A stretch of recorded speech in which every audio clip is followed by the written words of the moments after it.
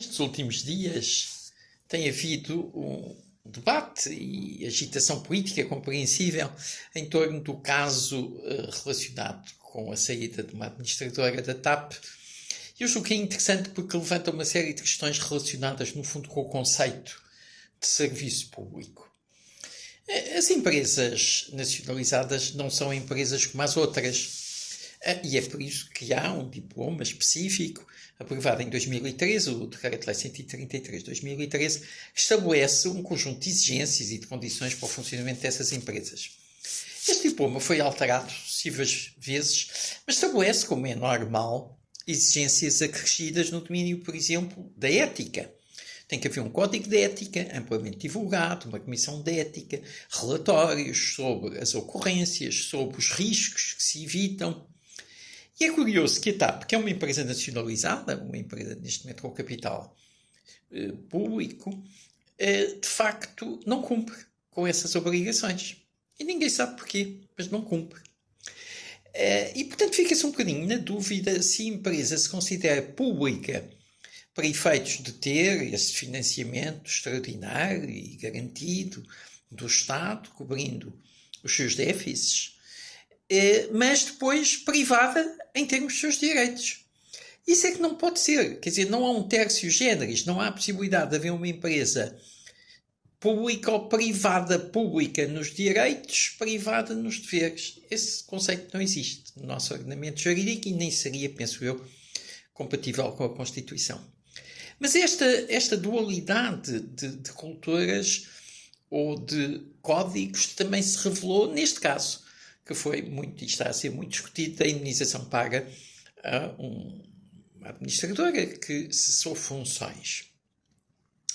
E é interessante referir que o decreto-lei que, de facto, estabelece esta nova estrutura de capital da TAP é muito claro ao referir que há determinadas exceções no que respeita a endividamento e tesouraria, exigências estabelecidas no decreto-lei que referimos de 2013 e que são compreensíveis para o caso da TAP, porque é uma empresa que está em situação excepcionalmente difícil e com um regime de intervenção do Estado.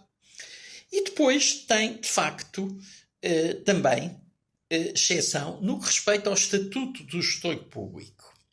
Ou seja, o gestor de uma empresa do Estado também tem direitos e deveres específicos, até pelos recursos públicos que são utilizados e pelos deveres acrescidos de serviço público que são inerentes à razão de ser dessa empresa. E é por isso que temos um estatuto do gestor público que foi aprovado em 2007, Decreto-Lei 71 de 2007, e que tem sido também conhecido algumas atualizações. Mas o que é interessante é que esse Decreto-Lei, no fundo, de constituição da nova estrutura de capital da TAP, excetua a aplicação de dois artigos desse estatuto. O artigo 12, os números 3 a 5, e o artigo 13. Mas o que é curioso é que esses artigos têm a ver com os requisitos e o sistema de designação. Porque, em princípio, os membros das administrações das empresas públicas têm que ser o parecer favorável de uma comissão que foi estabelecida, que é a Comissão de Recrutamento e Seleção para a Administração Pública. E que, portanto, no fundo, avalia os currículos dos dirigentes, verifica se estão adaptados ou não ao exercício das funções para que são propostos. E realmente começa por ser um pouco duvidoso porque é que há esta exceção. Porque se efetivamente a empresa é pública, aplica-se o estatuto de gestor público. Curiosamente, o Governo não justifica, nem no preâmbulo, nem depois o articulado estabelece qualquer esclarecimento. Portanto, começa-se a ficar com a ideia que, afinal de contas, é uma empresa pública, mas não totalmente pública, com exceções. Mas, de qualquer forma, convém referir que as exceções, os citados artigos 12 e 13, dizem apenas respeito aos requisitos e à designação, designadamente através da comissão que eu referi. De maneira nenhuma tocam nos restantes artigos. E ao referirem esta exceção, confirmam a aplicação do Estatuto do Gestor Público no que respeita a todos os outros artigos, porque só estes é que são excetuados.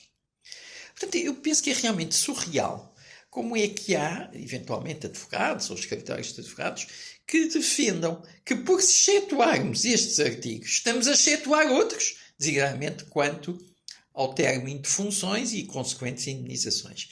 Eu penso que não tem qualquer razoabilidade de que se vê perfeitamente o que é uma leitura tendenciosa, enviesada de um diploma e, portanto, aí, como é evidente, qualquer pessoa sensata concordará com a perspectiva que foi partilhada pelo Sr. Presidente da República.